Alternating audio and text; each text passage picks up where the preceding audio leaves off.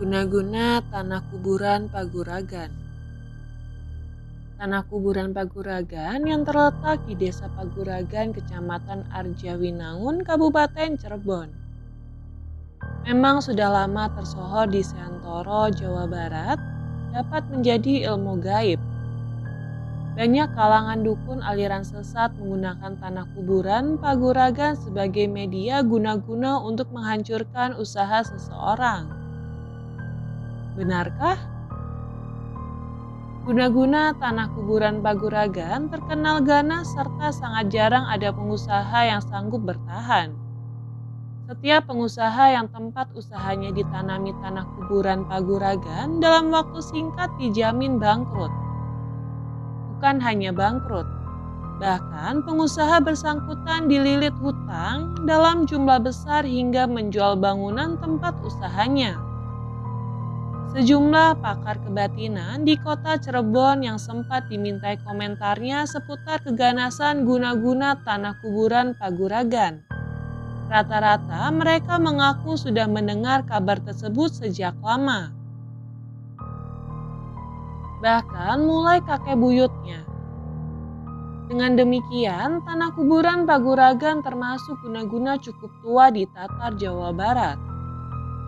Karena ganasnya guna-guna tanah kuburan Paguragan, tidak aneh jika jadi momok menakutkan bagi kalangan pengusaha, terutama pedagang.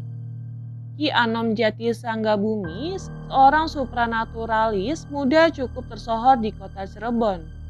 Sewaktu dihubungi penulis di Villa Kecapimas, Kelurahan Harjamukti, Kota Cirebon, membenarkan kabar seputar penyalahgunaan tanah kuburan Paguragan untuk media guna-guna penghancur usaha.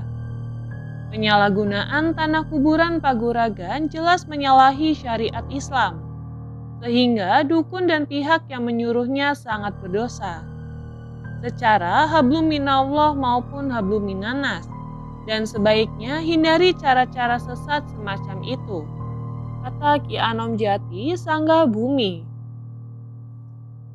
Ken Nagasi, seorang budayawan sekaligus pemerhati dunia gaib cukup terkenal di Kabupaten Cirebon, mengaku prihatin atas praktik kotor semacam itu.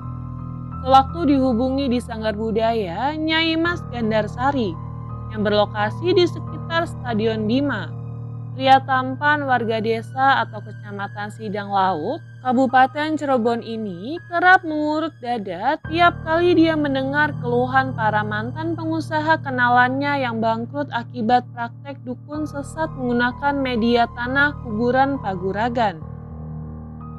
Kenapa mesti menyengsarakan orang lain demi kepuasan diri sendiri? Kenapa tidak bersaing secara sehat melalui pemantapan manajemen? Kata Ken Nagasi.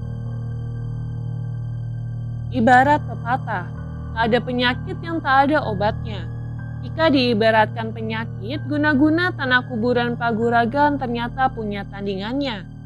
Jika belum gulung tikar, kondisi tempat usaha atau perusahaan yang ditanami tanah kuburan Paguragan dapat dinetralisir dengan ditaburi pada keempat sudut bangunan itu menggunakan pasir kali Bayalangu.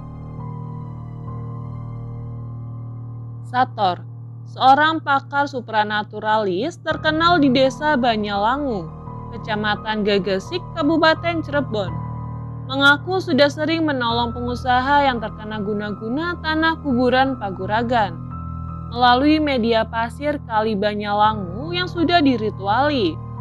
Secara alamiah dapat menetralisir pengaruh negatif tanah kuburan Paguragan, kecuali ada penanaman ulang dari pihak yang melakukannya. Maka mesti dilakukan penaburan ulang pasir kali Banyalangu. Tanah kuburan itu pun tidak bisa asal ambil oleh sembarang orang, melainkan hanya bisa diaktifkan aura negatifnya oleh orang yang ahli di bidang itu. Begitu pula pasir kali Bayalangu. Dan secara kebetulan saya mewarisi ritual pasir kali Bayalangu dari ayah saya, terang Sator. Konon dampak yang ditimbulkan bagi korban guna-guna tanah kuburan Paguragan bukan hanya mengalami kebangkrutan usaha, Namun sepanjang malam mendapatkan teror gaib yang sangat mengerikan. Salah satunya seperti dialami Udin bin Ujang, warga Kelurahan Karangmalang, Kecamatan atau Kabupaten Indramayu. Dia bukan saja kehilangan kios kue kering miliknya di Pasar Baru, karena dijual dan menanggung hutang sekitar 20 jutaan, namun dia kali ini mesti mengais rezeki di Arab Saudi sebagai driver. Berikut kisah nyatanya. Sejak Jumat Kliwon hingga Sabtu Legi antara tanggal 18 hingga 19 Januari 2008, Ujang duduk termenung di teras gedung pertemuan kompleks Kinasi di Jalan Tapus, Kecamatan Cimanggis, Kabupaten Depok. Saat itu dia bersama 3 rekannya masing-masing Toto, Sutejo, dan Hedi mengantar Dr. Andes Hairudin yang telah mengikuti rapat kerja nasional dengan Presidir PT Guswara Entertain Agus Winarko. Pria yang usianya beranjak senja dan berbadan subur itu memisahkan diri dari hiruk-pikuk ratusan orang mengantar para peserta Rakernas. Wajah yang sudah dipenuhi kerutan itu tampak kuyus seakan menyimpan duka nestapa teramat berat. Ujang duduk di atas tikar di bawah rindangnya pohon beringin hingga memasuki dini hari. Pemandangan semacam itu tentu saja sangat kontras dan sangat tak lazim. Kepada misteri, dia seperti berupaya memuntahkan kegalauan hatinya seputar perjalanan usaha putra sulungnya yang kini bangkrut dan gulung tikar. Padahal sejak Pasar Lama yang terletak di Jalan Ahmad Yani, Kelurahan Lemah Abang, Kecamatan Kabupaten Indramayu itu terbakar pada Selasa 11 Juli tahun 1995 pukul 09.00 waktu Indonesia Barat. Dan para pedagang direlokasi ke Pasar Baru yang terletak di Jalan Tanjung Pura, Kelurahan Karanganyar, Kecamatan Kabupaten Indramayu. Secara bertahap, kios kue kering milik Udi anaknya mengalami kemajuan. Setidaknya hingga 2005 silam. Kios kue itu sangat populer dan setiap harinya selalu dijejeli pembeli. Menyaksikan kemajuan usaha Udi, sejumlah kios yang semula menjual dagangan lain diganti menjadi kios kue kering. Akibatnya, persaingan pun semakin ketat. Sehingga calon pembeli kue kering tersebar ke berbagai kios yang ada di Pasar Baru. Sejak saat itu, dari waktu ke waktu jumlah pembeli ke kios Udi terus berkurang. Tetapi bagi Udi hal itu dianggap sesuatu yang lumrah sesuai dengan hukum pasar. Sekitar awal 2006, naluri Udi menangkap ada hal yang tidak wajar, terutama setelah mendapatkan kiosnya benar-benar sepi. Bayangkan, omset dalam sehari hanya cukup buat menutupi kebutuhan dapur keluarga. Tragisnya, puluhan orang pelanggan kabur sambil membawa utang dalam jumlah besar. Hal ini membuat Udi kalang kabut, mencari dana pinjaman buat menambah modal yang berkurang akibat ulah para pelanggan yang nakal itu. Bukan itu saja. Pada bulan ketiga 2006, Udi anak saya dan keluarganya merasakan suatu gangguan gaib yang menciptakan rasa takut. Kisah Ujang dengan pandangan menerawang jauh. Masih dalam bulan yang sama, sejumlah pedagang sekoteng, bakso, dan lainnya yang biasa mangkal malam hari di sekitar Pasar Baru Tanjung Pura sempat mengguncingkan peristiwa gaib di sekitar kios kue milik Udi. Mereka kerap menyaksikan sosok pocong alias mayat hidup berkeliaran di teras kios kue milik Udi. Gunjingan itu pun akhirnya masuk ke telinga Udi. Untuk membuktikannya, pada dini hari sekitar pukul 1-an, seorang diri, Udi menyelinap ke lorong Pasar Baru Tanjung Pura yang berjarak sekitar 1 km dari rumahnya. Karena sudah dini hari, suasana pasar sangat sepi. Kalaupun ada aktivitas hanya di sisi jalan alternatif penghubung Polsekta dengan markas Polres Indramayu, di mana terdapat warung nasi yang buka 24 jam. Malam itu, berselang 2 kios dalam posisi berseberangan, Udi mengambil tempat pengintaian yang dirasa aman. Untuk bersembunyi, dia duduk di balik tumpukan bekas kotak gula yang sudah kosong. Berkat lotion anti nyamuk, dia terbebas dari serangan-serangan haus darah itu. Lewat bantuan cahaya dari sudut kios, diliriknya jarum jam tangan saat itu sudah menunjuk pukul 1:15. Sepasang matanya menatap lurus ke arah kiosnya yang sengaja tidak diberi penerangan sehingga suasana termaram sisa lampu dari kios lainnya di sebelahnya. Dia meragukan gunjingan para pedagang ketika merasakan pantatnya mulai penat akibat terlalu lama duduk di atas lembaran kardus bekas. Ketika terlintas niat untuk pulang, detak jantung Udi mendadak terpacu. Pandangannya lebih dipertajam. Ternyata benar. Sama-sama dia menyaksikan sosok mayat terbungkus kafan muncul dari balik tumpukan kardus bekas snack yang disimpan di teras kios. Pocong itu bergerak lembut dan makin lama makin jelas setelah terkena sisa cahaya lampu dari kios sebelah. Rasa takut pun mulai merasuki ketika pocong itu terlihat gelisah. Kepala pocong menoleh ke berbagai arah diikuti gerakan tubuhnya. Udi yakin keberadaannya sudah diketahui makhluk alam gaib itu, sehingga sepasang sandal jepit pelan-pelan dia lepas. Nalurinya memang tepat. Pocong itu melompat-lompat tertuju ke tumpukan bekas kotak gula di mana Udi bersembunyi. Ketika jaraknya tinggal beberapa meter lagi, sekuat tenaga Udi melompat dari balik tumpukan bekas kotak gula lantas lari menjauhi arah datangnya pocong. Udi lari secepatnya yang dia mampu menuju ke arah warung nasi. Tanpa peduli terhadap 3 tukang becak yang duduk santai di bangku kayu. Udi menerobos memasuki warung dan disambut pekikan kaget pelayan yang tengah terngantuk-ngantuk. Keesokan paginya, peristiwa itu diceritakan kepada istrinya lalu kepada ayahnya.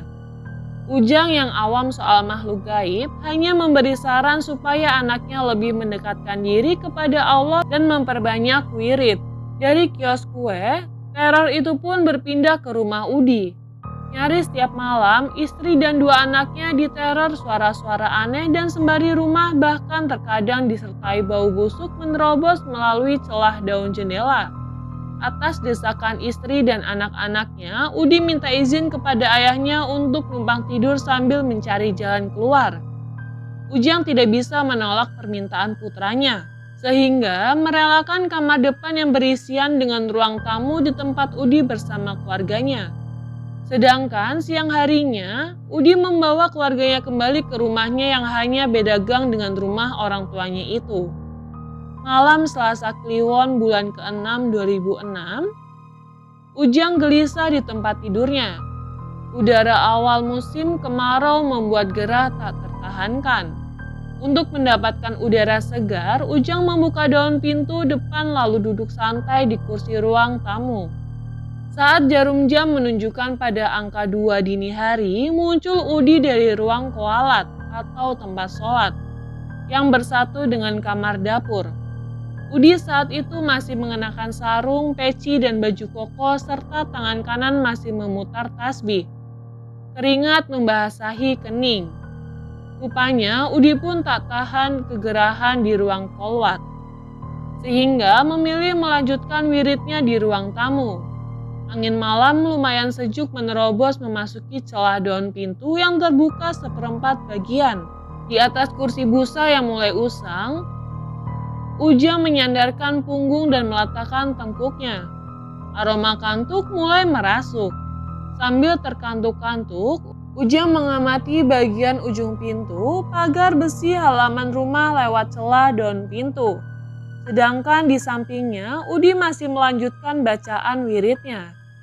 Dirasa tubuhnya mulai segar serta aroma kantuk mulai tak tertahankan. Ujang bermaksud menutup daun pintu dan akan membanting punggung di atas kasur melanjutkan tidurnya. Belum sempat mengangkat pantat, lewat celah daun pintu dia melihat ujung pintu pagar besi bergerak diiringi deritan lembut. Entah datang dari mana, ruang tamu dalam sekejap sudah dipenuhi bau busuk sangat ganjil. Bau busuk semakin menyengat. Belum sempat menduga-duga siapa orang yang akan bertamu, daun pintu ditabrak dari luar hingga membentur tembok menimbulkan suara gaduh. Suara benturan daun pintu dengan tembok kontan mengejutkan Ujang dan Udi. Yang lebih mengejutkan, di ambang pintu sudah berdiri sosok mayat hidup alias pocong. Lewat cahaya lampu neon, ruang tamu yang terang benderang, Ujang menyaksikan kafan yang masih lengkap dengan ikatannya itu sangat kusam penuh lumpur hitam. Kulit wajah makhluk itu tidak utuh lagi, sangat rusak, penuh borok-borok serta belatung bergerak lembut pada sepasang rongga matanya. Dari lubang mulut dan hidungnya meluncur lengguhan seperti sedang menahan marah. Makhluk itu bukan menatap Ujang melainkan menghadap lurus ke arah Udi. Diiringi lenguhan keras, makhluk itu menerjang ke arah Udi. Ujang tak mampu berbuat banyak selain berjuang mempertahankan kesadarannya supaya tidak pingsan. Diserang makhluk seseram itu, secara refleks sekuat tenaga Udi menjejakkan sepasang kakinya ke atas lantai. Akibatnya, kursi yang dia duduki terbalik dan tubuh Udi terjengkang ke belakang lantas jatuh terduduk. Udi hanya mampu membuka mulut, tapi lafaz ayat kursi sama sekali tidak pernah mau keluar. Yang meluncur dari kerongkongannya hanya suara menyerupai orang gagu. Air hangat sangat deras mengucur dari balik kain sarung, akibatnya dia berkubang pada genangan air kencingnya sendiri. Sama halnya ayahnya. Udi pun hanya berjuang agar jangan sampai pingsan. Ia yakin makhluk itu bukan semata-mata menakuti, melainkan mengancam jiwanya. Saat jaraknya tersisa beberapa senti lagi, Udi ingat kalau tasbih di genggamannya itu pemberian dari seorang ustadz. Dia berharap benda itu bukan semata alat penghitung wirid. Tanpa berharap banyak, tangan kanan yang semulanya menyangga tubuhnya yang jatuh terduduk diangkat tinggi-tinggi, menyongsong terjang pocong sambil menerapkan kelopak matanya. Ia sudah benar-benar pasrah. Benaknya berkata, mungkin hanya dalam hitungan detik lehernya akan digigit makhluk itu sehingga urat nadinya putus lalu mati. Tapi hingga belasan detik berlalu, tak ada sesuatu yang menyentuh lehernya. Ditunggu beberapa menit berikutnya tak ada serangan mematikan dari makhluk berwujud pocong itu. Udi menjerit ketika lengannya dibetot sangat keras. Ketika membuka mata, ayahnya tengah berjuang mengangkat tubuhnya. Pocong tadi terpental saat menyentuh tasbih di genggamanmu. Ayo bangun, kata Ujang setengah membentak. Udi langsung bangkit dan melompat menuju ambang pintu, terpogoh-pogoh daun pintu dibanting hingga tertutup rapat sekaligus menguncinya. Anak beranak itu pun hanya mampu berpandangan. Udi baru sadar kalau sarungnya basah kuyup setelah diberitahu ayahnya. Maka buru-buru dia ke kamar mandi. Keesokan harinya, dengan diantar ayahnya, Udi menyambangi seorang ulama di Loh Bener. Ujang menyarankan sisa tanah bekas pocongnya yang tercecer di atas lantai ruang tamu. Abbas sang ulama mengenggam sisa tanah hitam itu sambil memejamkan mata dan bibir komat kamit. Mendadak keningnya berkerut tajam lalu membuka kelopak matanya. Makhluk itu kodam guna-guna tanah kuburan Paguragan. Untung kalian tidak sampai pingsan.